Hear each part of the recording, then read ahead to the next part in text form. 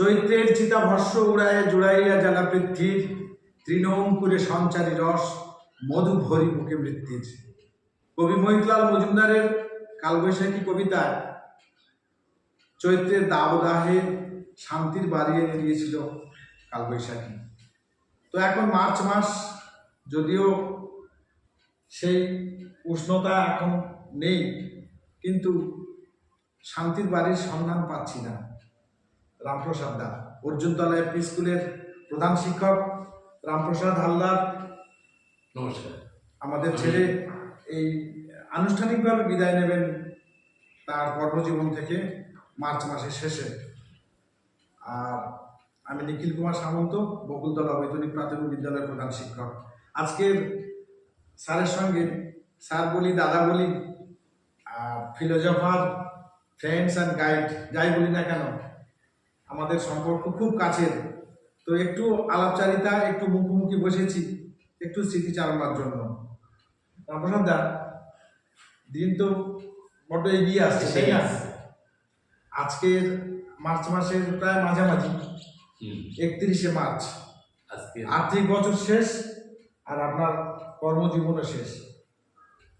তো অনুভূতিটা কেমন হচ্ছে, কি মনে হচ্ছে? না, আমি এইরকম ভাবে নিয়েছি, এটা তো আমার প্যাশন ছিল। সেই জায়গায় শিক্ষকতা থেকে যেন বিদায় নিচ্ছি এরকম ভাবতেই পারছি না। মানে আমি শিক্ষকই আছি, এবার হয়তো আমার সেই নির্দিষ্ট জায়গায় যেতে পারবো না, কিন্তু ঠিকই আছে। এই সময়টা কাটালাম, এত ভালো পেশায় কাটালাম। জীবনের তো একটা নির্দিষ্ট দিন, সেই দিনটাকে কিভাবে আমরা ব্যয় করব সেটাই আমাদের। তো তার মধ্যে এই দিন কটা সবার মধ্যে থেকে এই নিখিলদার মতো মাস্টারমশাই আমরা পেলাম, আমরা পরিচিত হয়েছি। এই এই স্কুলের আর দিদিমণি মোনালিসা, আমাদের কাশীনগরের মেয়ে, এত ভালো মেয়ে যে আমাদের মধ্যে ছিলেন। আমরা তো এই শিক্ষকতা না এলে এরকম পরিচিত হতে পারতাম না। তার এত কোয়ালিটি, আরো অনেক মাস্টার আছে। না, শুধু মোনালিসা ম্যাম তো না, আমাদের সার্কেলের অনেক বহু গুণী ম্যাডাম আছেন। আচ্ছা, হয়তো তাদের সঙ্গে সবাই পরিচিত হতে পারিনি। একদিন অনুষ্ঠান হলে আমরা বুঝতে পারবো তাদের মধ্যে কি সম্পদটা আছে। তো যাই হোক, আমরা আসল প্রসঙ্গে ফিরে আসি। সেটা হলো আপনার কর্মজীবন প্রায় 20 বছর হলো। 20 বছর প্লাস।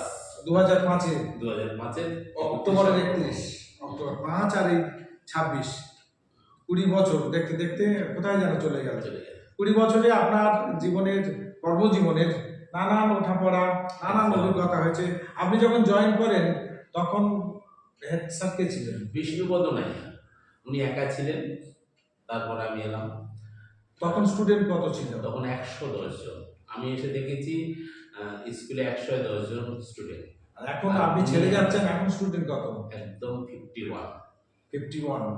মানে 50% কমে গেছে, তাই তো? এই চিত্র সর্বত্র, সারা বাংলার ছবি।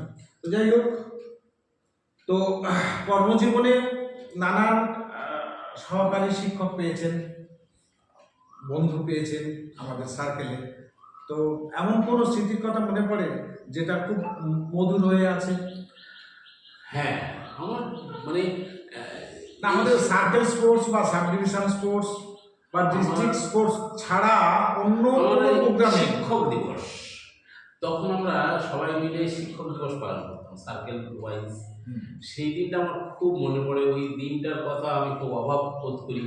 আমাদের থেকে ছেড়ে গেছেন উদয়চাঁদ মণ্ডল, তখন ব্লকের শিক্ষা কর্মকর্তা ছিলেন। উনি এসেছিলেন, উনি একটা বক্তব্য রেখেছিলেন, আজও আমার কানে বাজে। মানে উনিও শিক্ষক ছিলেন, কিন্তু শিক্ষকরা যে কি, শিক্ষক না থাকলে কি হয়, উনি সেই বক্তব্যে এত সুন্দর করে বুঝিয়েছিলেন। মানে ওই দিনটার কথা কিন্তু আমি এখনো ভাবি যে এমন মানুষ আছে যাদের বক্তব্যে আমরা অনুপ্রাণিত হতে পারতাম। আমাদের একটা আক্ষেপ সবসময়ের জন্য, যেটা হলো চক্র স্তরে ঠিক তেমনভাবে আমরা শিক্ষক দিবসটা উদযাপন করে উঠতে পারলাম না। আসলে আমরা নিজেরাই ঐক্যবদ্ধ নই, এটাই এটাই আমাদের দুর্বলতা। আমরা করেছিলাম। অঞ্চল স্তরে আমরা অনেকবার শিক্ষক দিবস উদযাপন করেছি, সবাই মিলিত হয়েছি, কিন্তু একটা আক্ষেপ এই যে চক্র স্তরে সেভাবে আমরা মিলিত হতে পারিনি। তো যাই হোক, এমন দিন যেন খুব তাড়াতাড়ি আসে, আমরা আবার সব মাস্টারমশাইরা সব ম্যাডামরা যেন একসঙ্গে আবার মিলিত হতে পারি, খুব ভালো লাগা দিন, তাই না? আমাদের আমাদের পেশা তো দিন, শিক্ষকতা, তাই না? ছাত্রছাত্রীদেরকে নিয়েই আমাদের চলা জীবন। থাকা। আচ্ছা, রামপ্রসাদ দা, একটা খুব অদ্ভুত বা মজার কথা আপনার থেকে শুনতে চাই। আপনি রসিক মানুষ। আমাদের কাছে যেটা হচ্ছে, আমি আপনাকে দেখেছি অফিসে এলে, এসআই অফিসের কথা বলছি, একগাল হাসি। রামপ্রসাদ দা আসছেন, একগাল হাসি, একদম হাসতে হাসতে একদম অফিসে ঢোকা। আজকে মিটিং আছে, কি অনলাইন মিটিং কি অফলাইন মিটিং, রামপ্রসাদ দা জায়গা রাখতে হবে, একদম মাদার সিট, 3 নম্বর কি 4 নম্বর সারিতে, ওই সিটে কেউ রামপ্রসাদ ছাড়া কেউ বসবে না। আর আমি আর উৎপল আছি একেবারে সামনে সারিতে, আমার জন্য জায়গা রাখে সমীর দা। এই দিনগুলো খুব মিস করবো, তাই না? না, তখন পলাশবাবু ছিলেন এসআইএস। ওই দিনটাও আমার খুব মধুর লাগে। আমরা তখন এলে, তখন আমি এখন চুলে কলপ করি, তখন হঠাৎ মনে হলো না, চুলে কলপ করেন এখন? তখন মনে হলো না আর কলপ করবো না। এসে আমার পাক ধরেছে পটে, তাহার মনে নজর এত কেন, পাড়ার যত ছেলে এবং বুড়ো সবার আমি এক বয়সী যেন। আপনার সাথে কখনো বুড়ো হয়নি, তাই না? একদম তাই, হতেও চাই না। তো পলাশদা অফিস, আমরা তখন আমাদের অফিসের নিচে সবাই মিলে আড্ডা মারছি, আর পলাশদা উপরে, এই আমাকে অন্য শিক্ষক বলছে, ওই পাকা লোকটাকে ঢেকানো তো। পলাশদার সাথে তখন আমার ভীষণ ভালো সম্পর্ক। তাই বলে, না হয়তো রামপ্রসাদ দা, বলে সেই দিনটা পলাশদা আমার নিচে এসে আমাকে জড়িয়ে ধরে বলছে, আজকের আপনাকে ঠিক শিক্ষক শিক্ষক মনে হচ্ছে। না, পলাশবাবু খুব মিশতেন, ভীষণ। তাপসবাবু যেমন ছিলেন। হ্যাঁ, এই প্রসঙ্গে তাহলে একটা কথা মনে পড়ছে, আপনার কর্মজীবনে আপনি কোন কোন এসআইএস স্যার বা ম্যামকে পেয়েছেন? আমরা তো জয়নিং এর সময় কোন স্যার ছিলেন? ম্যাম ছিলেন মিতালি দত্ত। মিতালি দত্ত না, পরে যিনি এলেন, মিতালিদির পরে আরেকজন এলেন, নামটা এই মুহূর্তে মনে পড়ছে না, মিতালিদি না। আচ্ছা, আমারও মনে পড়ছে না এই মুহূর্তে। তারপরে বঙ্কিম বাবু। তারপরে তাপস বাবু। বঙ্কিম বাবু ছিলেন, বঙ্কিম বাবু, তাপস বাবু, গোপাল বাবু, আর পলাশ বাবু। শেষকালে তো আছেন আমাদের Snehajit sir. Snehajit sir, sorry, Snehajit sir. আর এর আগে আরেকজন এসেছিলেন, রথিন বাবু। রথিন বাবু, পলাশ এসআইএস আমাদের স্নেহজিৎ বাবুর ঠিক আগে। ঠিক আগে রথিন বাবু, রথিন বাবু, রথিন রায় বাবু। হ্যাঁ, মানে ওনারাও বেশ আমাদের সঙ্গে জমিয়ে ছিলেন।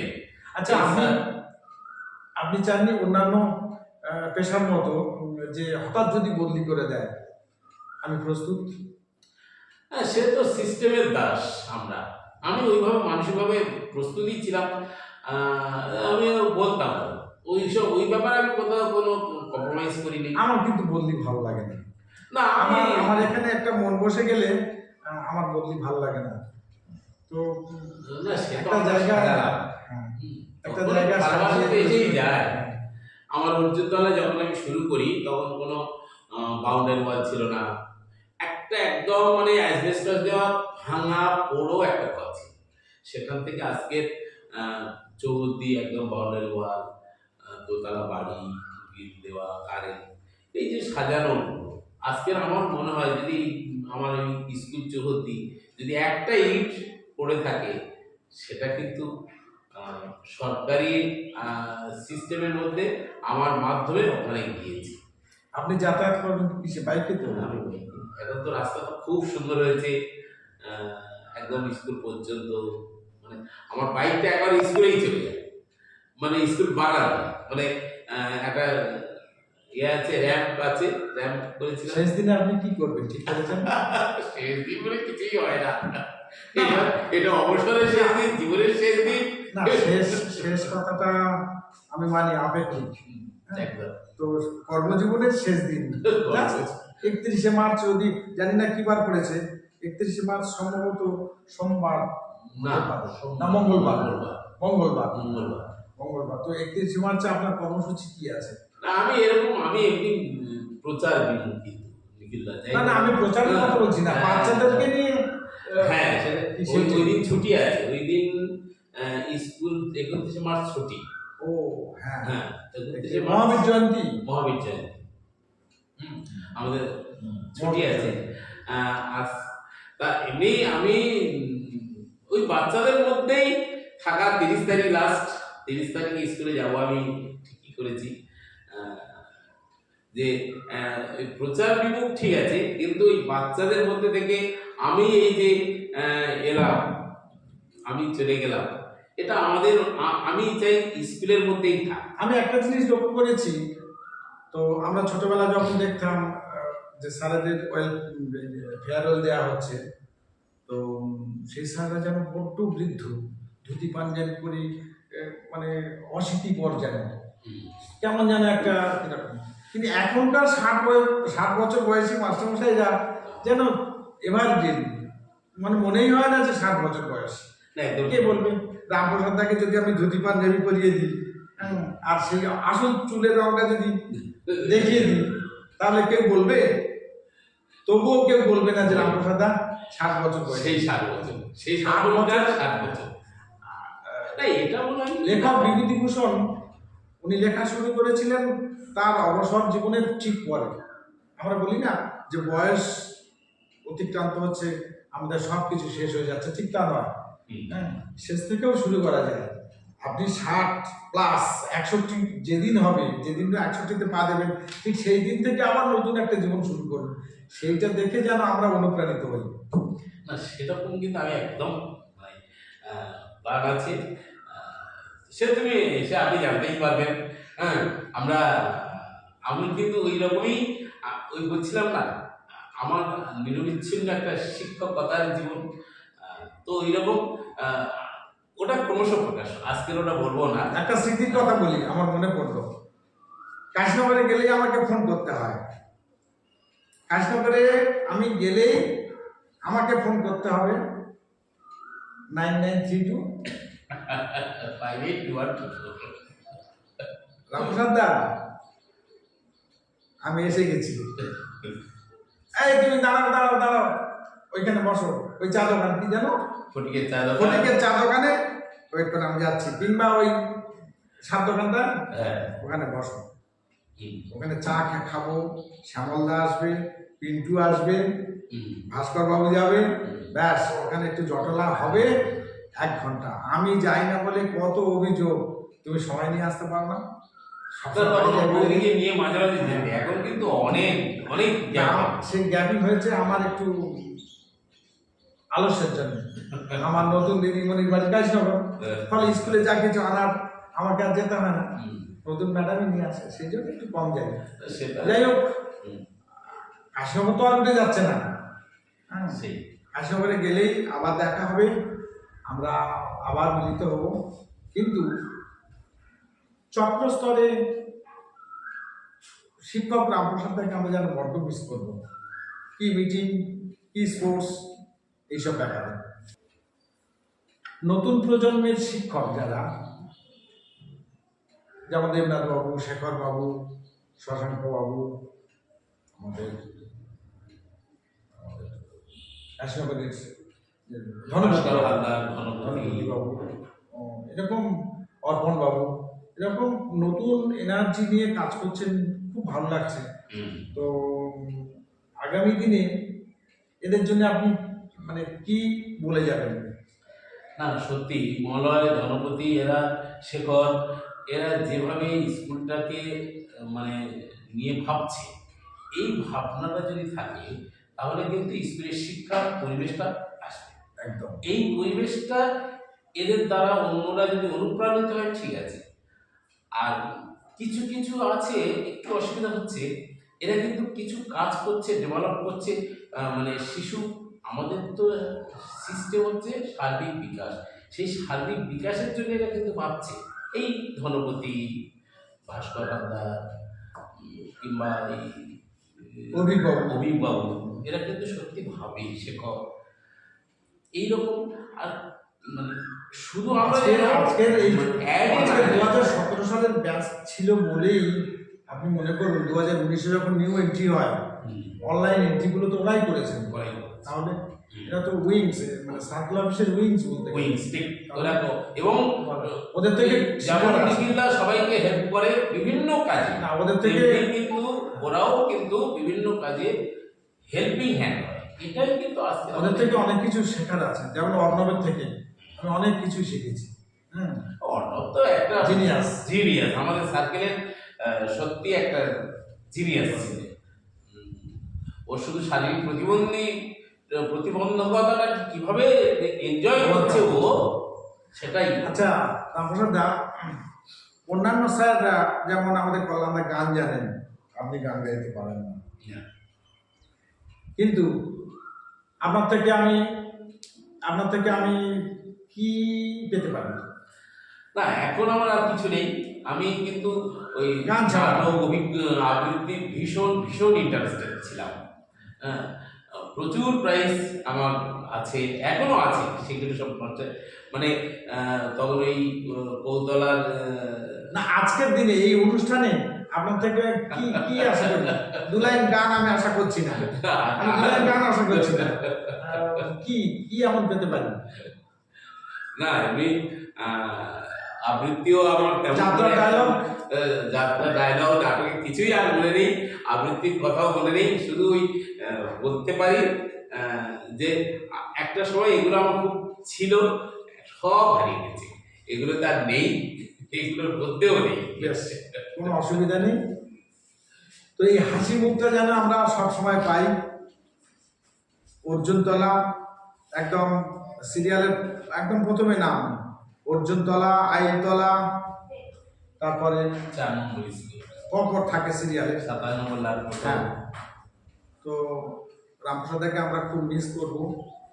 আশীর্বাদ করে যান আমাদের, যেন আমরা আগামী দিনগুলোতে সবাইকে নিয়ে, স্টুডেন্টদের নিয়ে, যাদেরকে নিয়েই আমাদের পেশাগত জীবন, সবাইকে নিয়ে যেন আমরা ভালোভাবে চলতে পারি এবং শিক্ষার প্রসারে, শিক্ষার উন্নতিতে আগামী দিন যাতে সবার কাছে মঙ্গলময় হয়ে ওঠে, এই আশা করে আজকের আমরা অনুষ্ঠান শেষ করছি। ভালো থাকবেন রামপ্রসাদ দা। সবাইকে, আমার ছাত্রছাত্রীরা, আমার নিখিলদা, এই স্কুলের শিক্ষক শিক্ষিকা, আমার সার্কেলের শিক্ষা, আমার সতীর্থ, সবাই ভালো থাকুক, আগামী দিনগুলো আরও সুন্দর হোক, এই কামনা করে আমরা আজকে